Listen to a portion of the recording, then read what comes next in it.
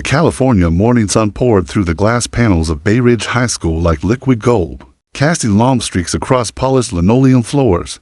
It was the first week of fall, but the heat clung to the air like a warning, relentless, almost suffocating. Students moved in clusters, laughter bouncing off lockers, the occasional slam of a door sending echoes through the wide, open halls. The scent of body spray, bubble gum, and oversalted cafeteria fries clung to the air like a permanent fixture. Imani Grant walked alone.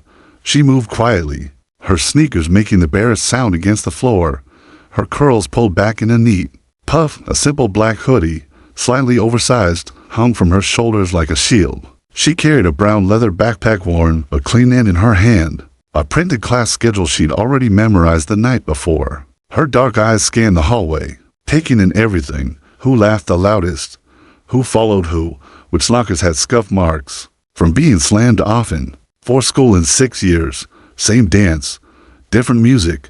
No one knew who she was. No one recognized the last name because technically Grant was still hers. She hadn't taken Diesel legally, though the paperwork was filed. The world didn't need to know her truth.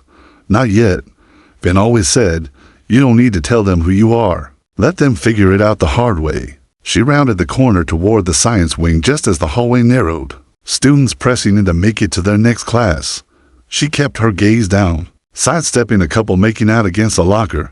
Then, bam, shoulder met muscle. She stumbled slightly, but didn't fall.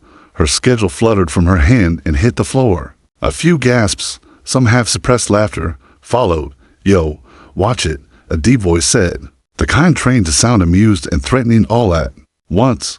She looked up slowly. Chase Walker, of course it was. He stood a head taller than her, built like he belonged on a football field and knew it. Tan skin, some bleached curls, a grin that was rehearsed and predatory. His varsity jacket hung lazily over one shoulder.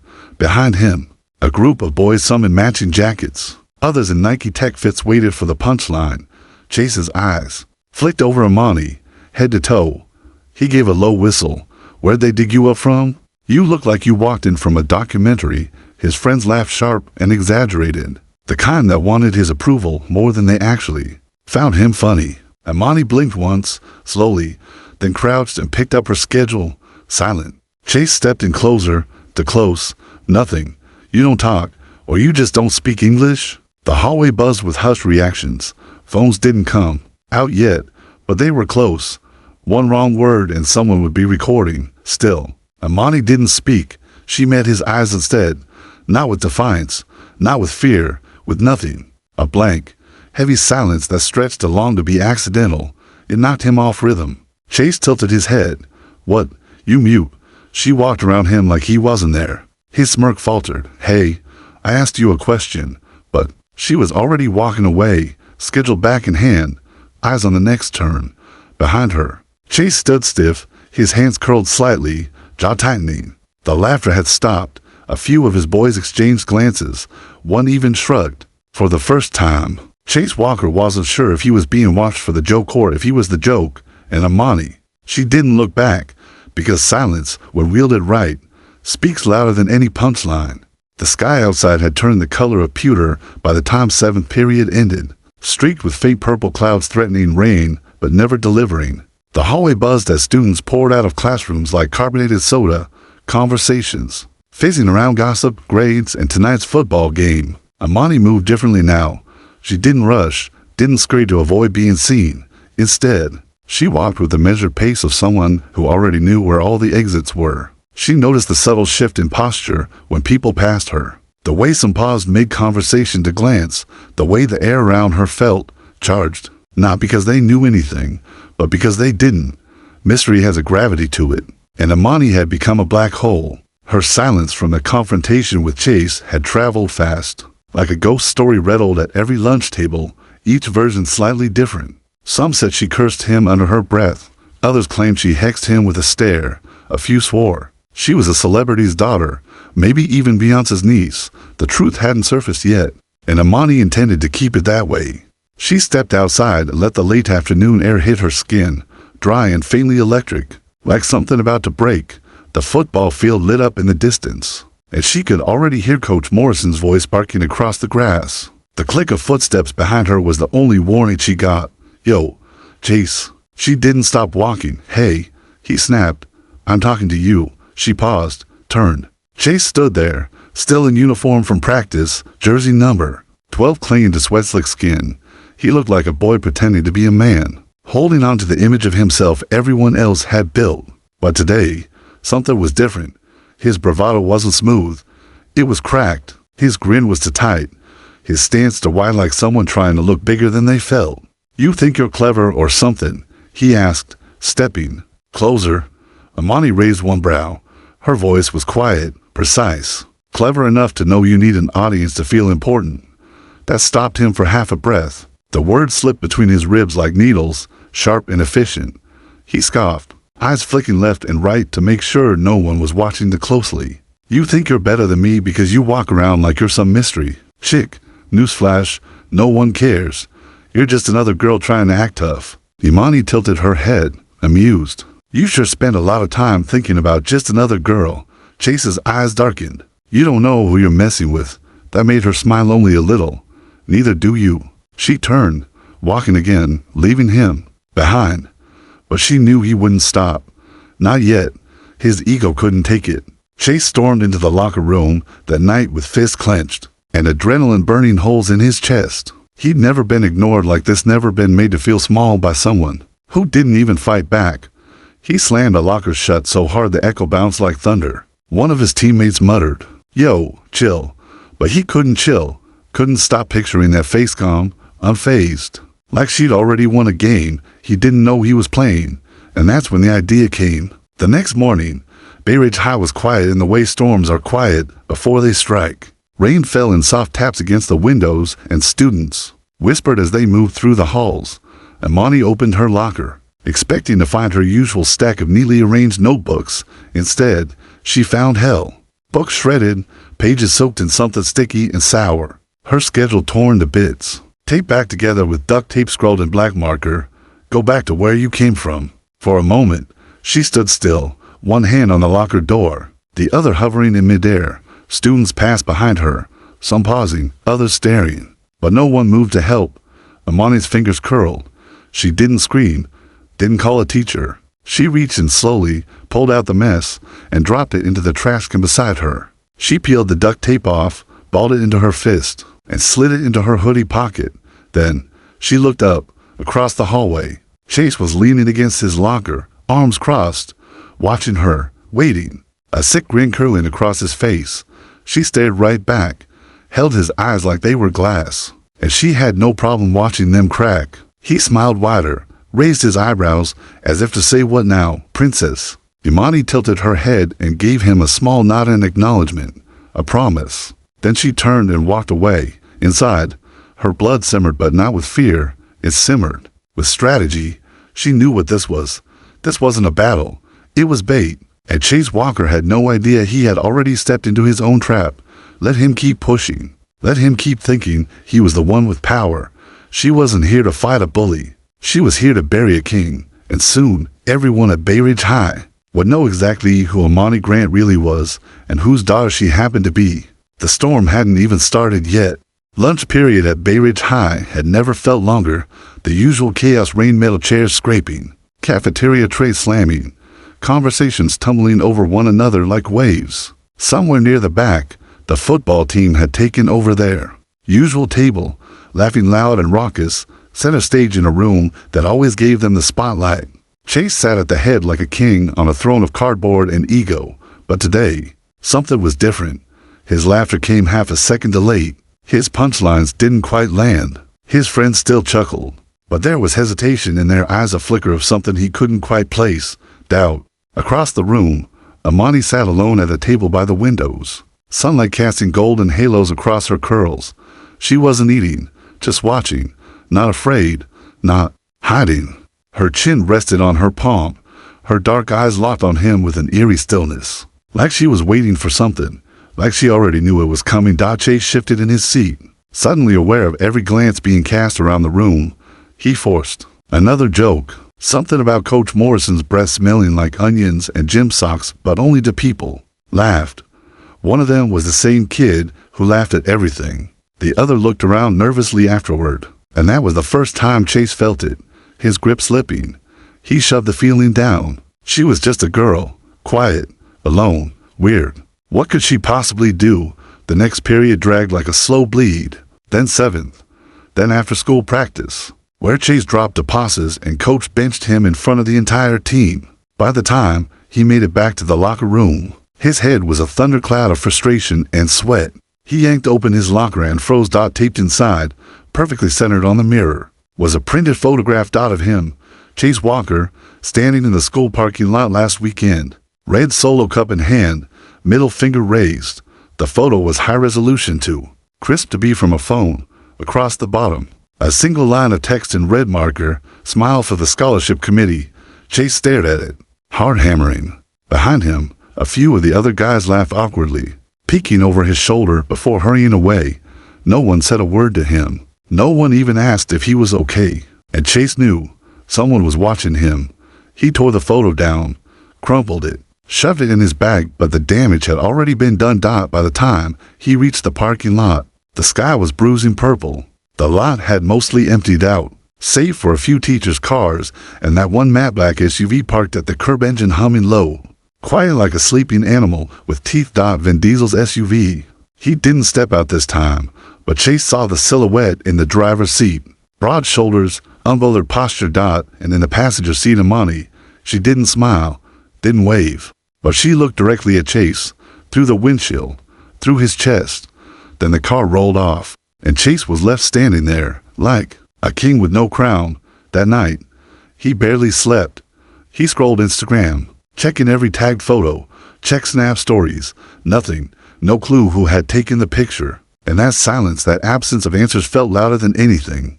He thought about Imani again, how she never spoke unless she had something worth saying, how she never flinched, how she walked like someone who knew she wasn't alone. And suddenly, the memory of her standing there at her locker, calmly cleaning up the mess he made, burned hotter than anything. She knew. She wasn't surprised.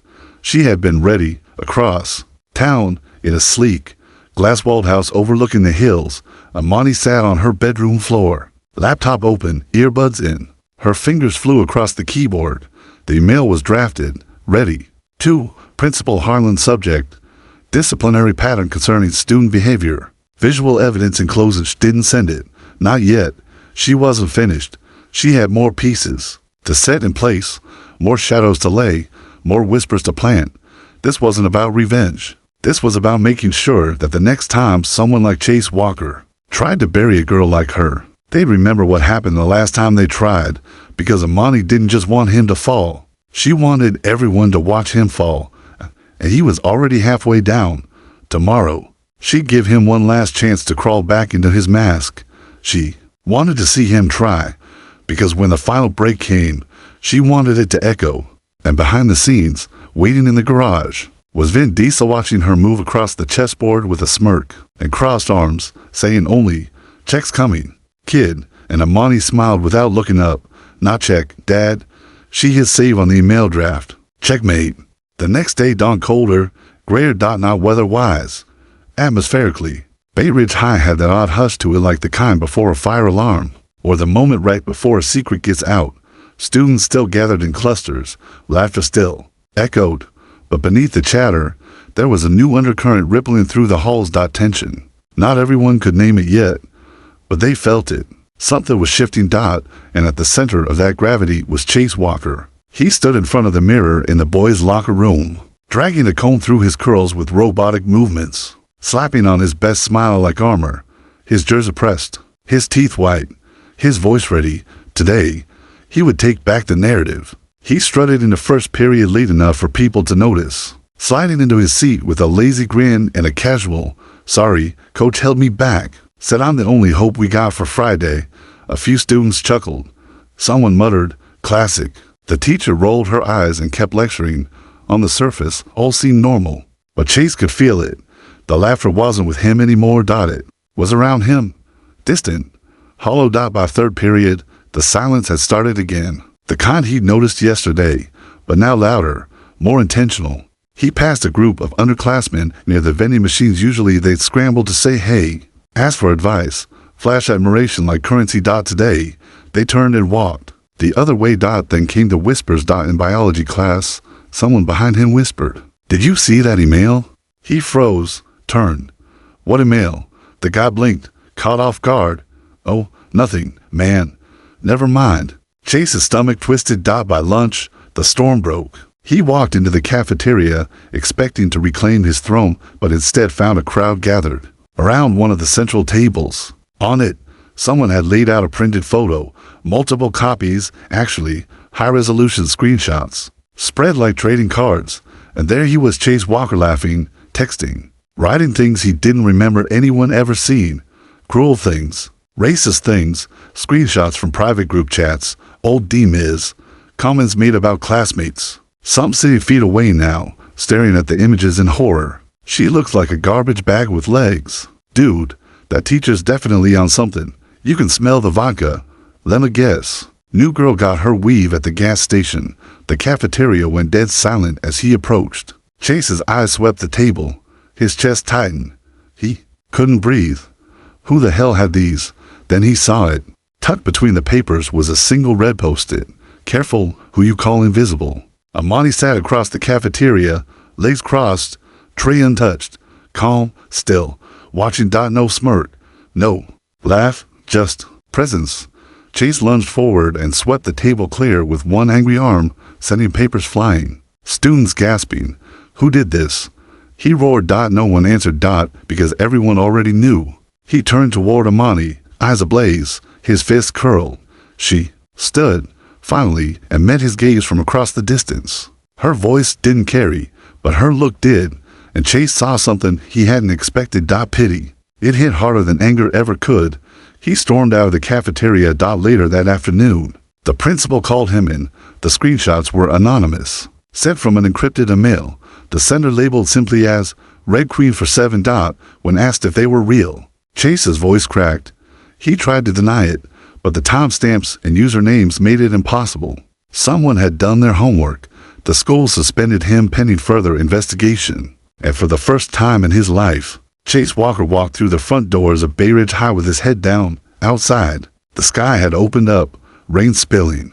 In heavy sheets, Imani stood under the covered walkway, hoodie up, earbuds in, watching him go. Inside her pocket, her phone buzzed a text from Vin Diesel. "He's breaking. You good?" She typed back, "I'm just getting started." That night, she opened her laptop and pulled up her notes, a timeline, receipts, old yearbooks scanned, an entire tree of connections and leverage mapped out like a war room. She didn't want to humiliate Chase. She wanted to deconstruct him, publicly, properly, piece by piece. Not because of what he did to her, but because of every Imani before her. Every girl who had to shrink herself. Every black girl labeled aggressive for daring to exist without permission. This wasn't revenge. This was justice. And the walls were already closing in. By morning, the whispers wouldn't just be about Chase. They'd be about Imani Grant. Who she was, where she came from, and who had her back. And when the truth finally broke wide open, the entire school would see what power really looked like. Not loud. Not cruel. Just patient and permanent. The next morning at Bayridge High felt like a bomb had already gone off, and no one knew who lit the fuse. There were no announcements, no assemblies, no official statement, but everyone knew something was coming. The screenshots of Chase's messages had gone viral, at least by school standards. Snaps, D-Miz, Reddit threads. Some defended him, claiming it was all jokes. Others weren't so forgiving. One girl from the theater club had posted a TikTok crying, explaining how Chase made her quit her audition junior year after mocking her weight behind her back. It had over 30,000 views by sunrise. And Imani. She walked into school wearing all black, hoodie, jeans, high-top Nikes. Her face was calm, unreadable. But the second she entered the building, heads turned. Conversations died mid-sentence. People parted in the hallway as she passed. Not out of fear, out of something more dangerous. Respect. No one knew where she had come from. No one had seen her parents. Her last name, Grant, rang no bells. But she walked with the kind of silence that made people whisper like they were in church. She didn't say anything. She didn't have to. The halls were her courtroom now, and the trial wasn't over. Chase watched her from his car before walking into school. His suspension had been reduced to 2 days, and technically he was allowed back, but nothing felt the same. He clutched the steering wheel, eyes locked on the school doors like they were jaws about to snap shut. His world had shrunk. Teammates ghosted him. Teachers eyed him with suspicion. His dad had yelled for a full hour the night before, telling him to man up and fix it, and now, here he was, about to walk back into a war zone with no weapons. But Chase had one move left. One final card to play. His friend Kyle, tech whiz, drama queen, scared of his own shadow, had helped him find an old video buried in the school security server. Footage from 2 weeks ago. Imani, in the parking lot, getting into a matte black SUV. The driver, Vin Diesel. Chase had watched the tape a dozen times. He couldn't believe it at first. But there it was, clear as daylight. Dom Toretto, the man himself, stepping out to open the passenger door like a bodyguard escorting a VIP. That was who Imani rolled with. That was who she was hiding. The knowledge twisted Chase's insides like rusted gears grinding against bone. He'd been publicly humiliated by a celebrity's daughter. Every joke, every shove, every insult, it had all been aimed at someone untouchable. And he didn't even know, but now he did. And he planned to flip it. That afternoon, during lunch, Chase made his move. He hacked the school's morning announcement system, not hard, since Kyle had already given him backdoor access, and loaded the video onto the projector system. In the cafeteria. And at precisely 12:14 p.m., just as the second lunch bell rang, every screen in the cafeteria lit up. The footage played on a loop. A grainy but clear video feed showing Imani stepping into the passenger seat of Vin Diesel's car. The camera zoomed, paused, rewound, played again. Students gasped. Then came the murmurs. Wait, is that? Bro, no way. That's Vin F ******** Diesel. Who is she? Chase stood at the far end of the room, watching, arms folded, satisfied. He expected shock. He expected scandal. He didn't expect what happened next.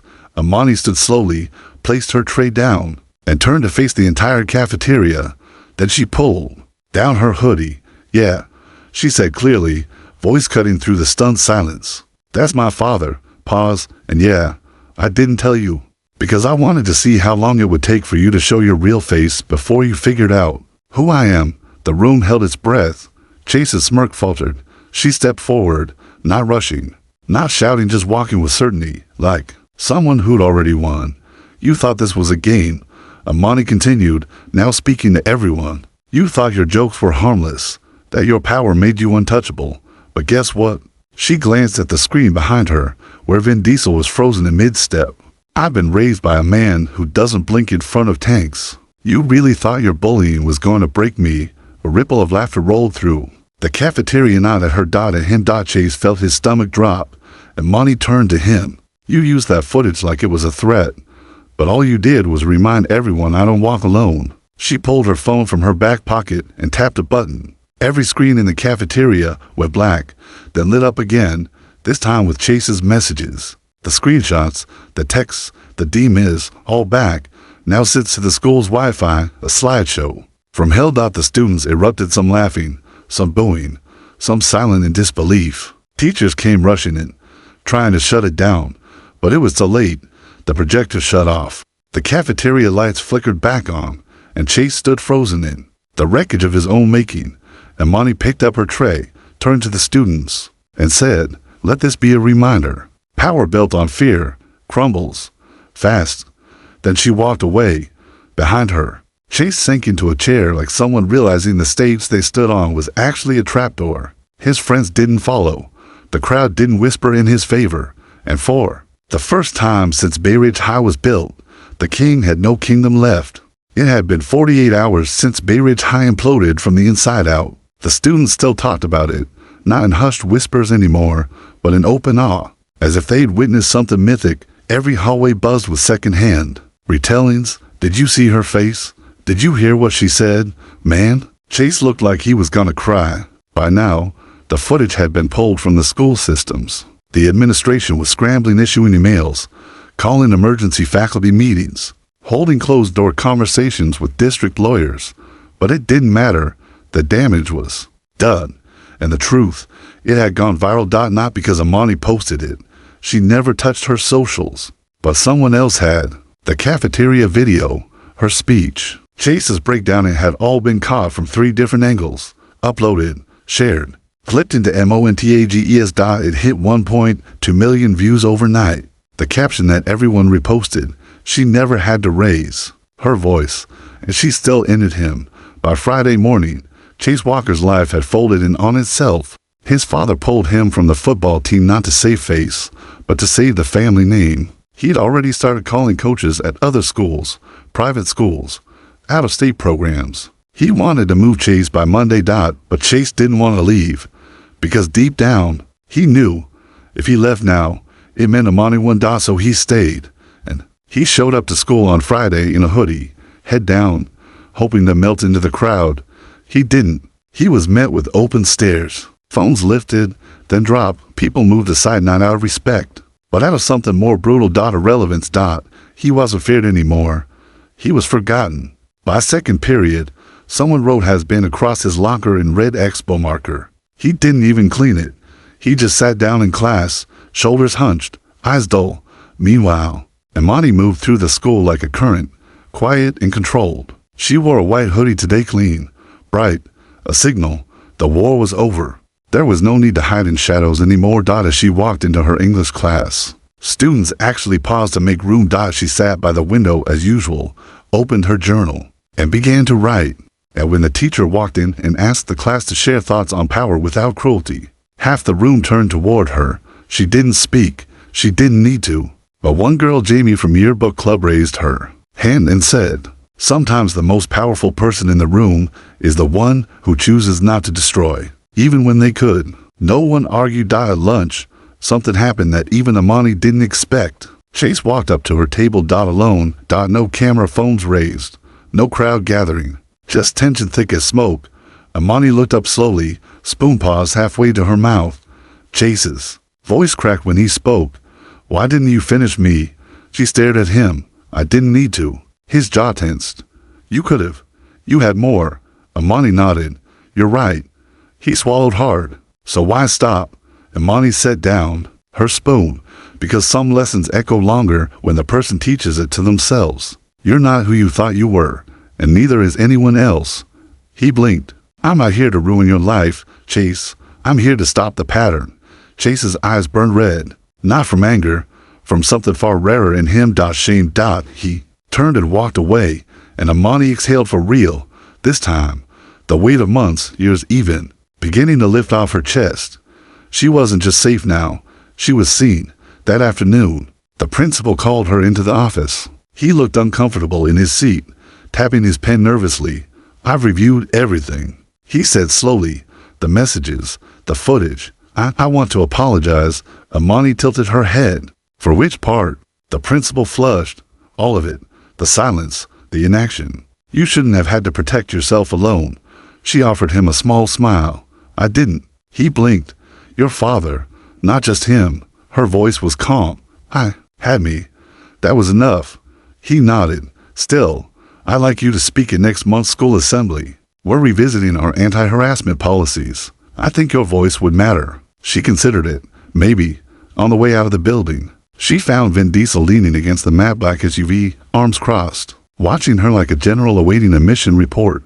He didn't say anything until they were on the road. "You finished it?" Imani looked out the window. "No, I changed it." Vin smiled. That half smirk he only gave when he was proud. "That's even better." Silence stretched between them, comfortable, warm. "I could transfer you," he offered. "Fresh start, clean slate, different state, different coast. Anywhere you want." Imani shook her head. "No, I want to stay." Vin raised an eyebrow. "Why?" "Because it's time someone like me stopped being the story whispered in fear and started being the voice people listen to." Vin nodded. "Then we stay." The city lights flickered past the windshield. The engine hummed beneath their feet, and behind them, Bayridge High was still talking, still watching, still learning. Because Chase Walker was now a cautionary tale, and Imani Grant, she was the new blueprint. Not loud, not ruthless. Just powerful. In the right hands. And finally, the school realized she never needed a crown to rule. Let me know if you'd like a full compiled version for publishing, a book pitch or back cover, summary, a screenplay adaptation, or a sequel arc. Whatever's next, I'm ready.